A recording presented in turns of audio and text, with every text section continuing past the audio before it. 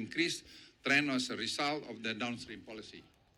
This is the data that you see here, ladies and gentlemen. FDI in other sectors have also shown larger failures than the 2021. Look at this data here. Yeah. And downstream industry is still a big target for investment. Focus on accelerating granting permits. This is, I think, Minister Investment Bahlil job. That he has to make sure everybody want to invest in Indonesia, they can go through the to the right channel. Now we have also game changer in Indonesia. Downstream industry will continue. New industry will develop in North Kalimantan.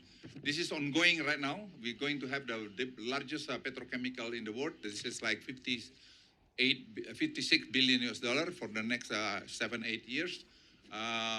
Under construction already this one, already 10-15%. The number of investment is like $132 billion. And that's how we're going to produce this one, iron steel. This one very important. The new energy battery could cover 3 million cars. So EV, 3 million car EV. So then we can, deal with US, deal with China, also deal with the European countries. Because the cost in Indonesia compared to any countries much lower because we have a green energy. We have 437 gigawatt of renewable energy in Indonesia. So this one we're going to we use 11 gigawatt, not 10, 11 gigawatt of hydropower, and we have also 10 gigawatt of solar panel.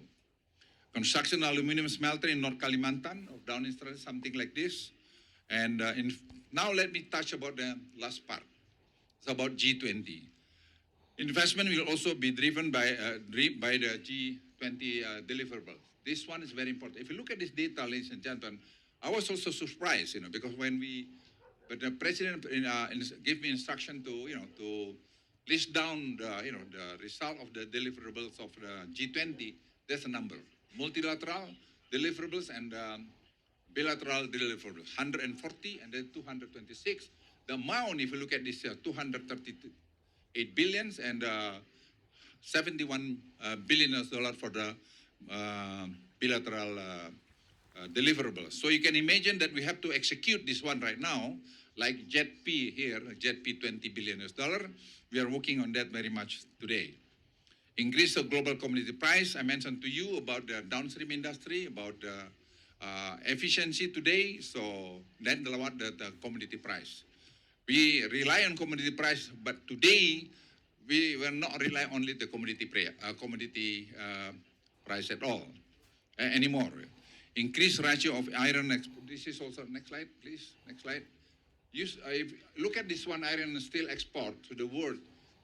This last year is $27 billion. Before nearly $21 billion. But if you compare it to the 2016, you see the difference. So that, I think, will make Indonesia different today. With efficiency, downstream industry, and also the commodity price.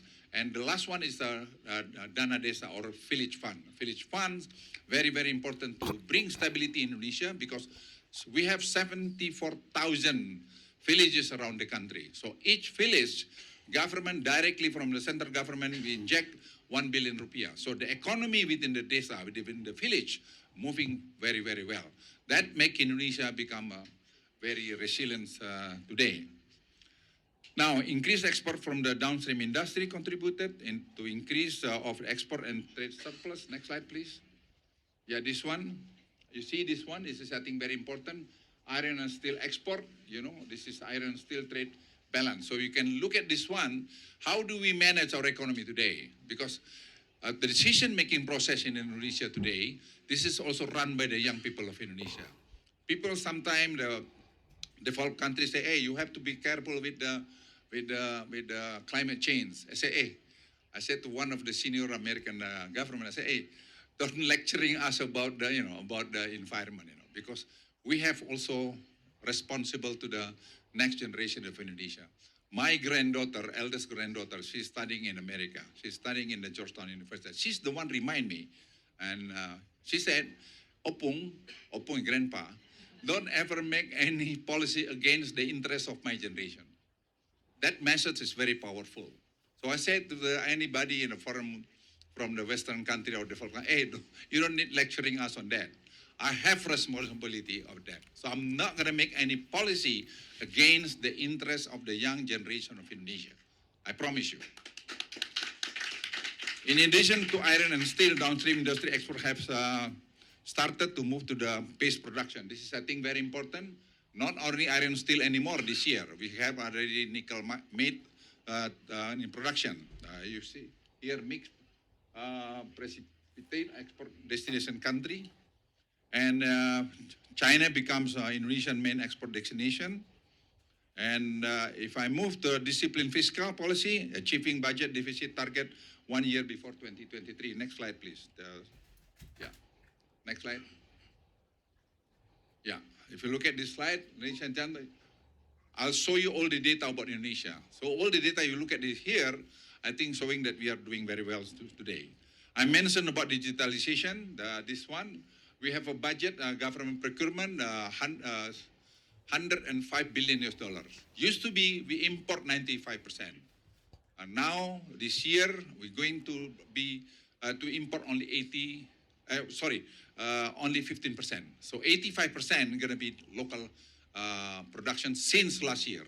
So then could also bring efficiency. This is 27.9%, and also about efficiency of this 29.7%, and could impact also toward our corruption and less corruption because of this, because you just go to the e-catalog. This is a catalog today. Everything you do, you go to the e-catalog. You don't need to do tender anymore. You go to e-catalog. E-catalog controlled by the government. Now increase the village fund, like I mentioned to you earlier. This is, I think, the village fund. This is the number of the money. This is the program they make it in the villages around the country. You have the village road, bridges, village market, etc. That's help people over there. You know, our population today 282 million people. Our middle class around 65 million. Manageable inflation. I think if you look at those also, we are quite okay. The core inflation only 3.36. Yeah, let me repeat, 3.36. That's the core of business of inflation. We have another inflation because of the onion, we have the chili, we have eggs or something like that. My conclusion, ladies and gentlemen, in the midst of a global economic slowdown due to the tight financial condition and slowdown in trade, Indonesia economy will continue to grow strongly in 2023. So we don't have need any hesitation about Indonesia. If we manage Indonesia like this for the next 10 years, I think we can. We don't see any problem with the middle income trend. Indonesia has proven that 2022, the domestic economy has been able to recover and is a solid fundamental performance. Indonesia has also prepared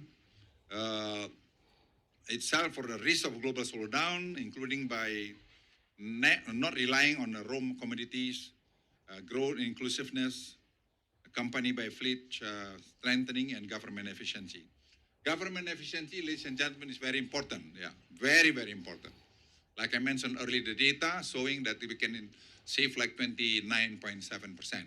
Make Indonesia become very, very competitive. Economic conditions that have recovery and stronger, accompanied by the increased optimism, will Indonesia capital to grow more than 5% in 2023. Why it happened? Before I end my speech, I think strong leadership. That's number one. Strong leadership, and the leader give the good example to the people of Indonesia. That's a very important. The third one, the last one is that we have a very strong team. A strong team, this I think could solve a lot of problems. We proved it during the COVID-19. Many people hesitate that we cannot handle the COVID-19, but we prove it. Maybe Indonesia one of the best of country to handle the COVID-19. Thank you very much. I'm very welcome to Indonesia. Thank you very much.